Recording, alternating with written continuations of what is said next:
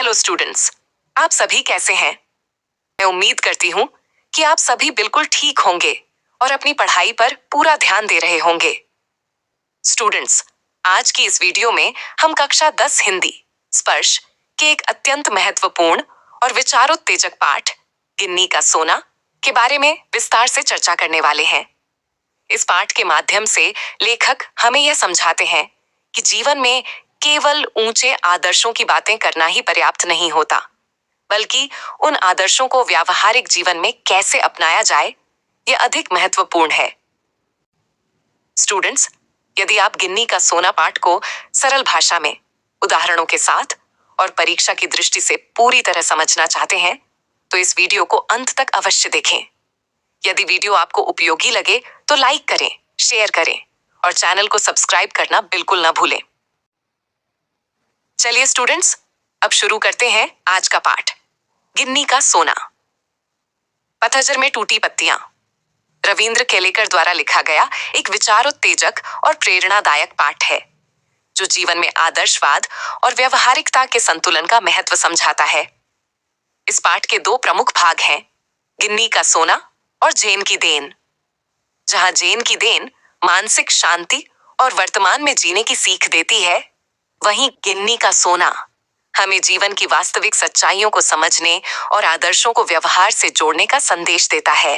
गिन्नी का सोना में लेखक समाज में प्रचलित उस सोच पर व्यंग्य करते हैं जिसमें लोग आदर्शों की बातें तो करते हैं, लेकिन व्यवहार में उन्हें अपनाने से बचते हैं।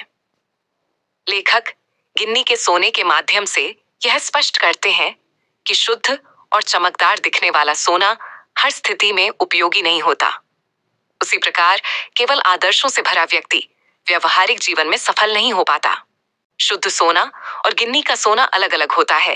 शुद्ध सोना 24 कैरेट का होता है तथा उसमें कोई मिलावट नहीं होती, जबकि गिन्नी का सोना 22 कैरेट का होता है, क्योंकि उसमें तांबा मिलाया जाता है, जिससे गिन्नी का सोना और ज्यादा मजबूत और चमकदार हो जाता है। औरतें अक्सर गिन्नी के सोने के गहन बनवाती हैं। प्रस्तुत प्रसंग में लेखक ने शुद्ध सोने की तुलना शुद्ध आदर्श से तथा तांबे की तुलना व्यवहारिकता से की है। लेखक कहते हैं कि ठीक इसी तरह शुद्ध सोने के समान ही शुद्ध आदर्श भी होते हैं, लेकिन कुछ लोग शुद्ध सोने रूपी आदर्श में व्यवहारिकता का थोड़ा सा तांबा मिलाकर चलाते हैं, जिन्हें हम प्रैक्टिकल आइडियलिस्ट कहते हैं। आगे लेखक कहते हैं कि वक्त के साथ साथ उनके आदर्श पीछे छूटने लगते हैं और केवल व्यवहारिक सोच का ही वर्चस्व रह जाता है। अर्थात सोना यानी आदर्श पीछे रह जाता है और केवल तांबा यानी व्यवहारिकता ही सामने दिखाई देती है।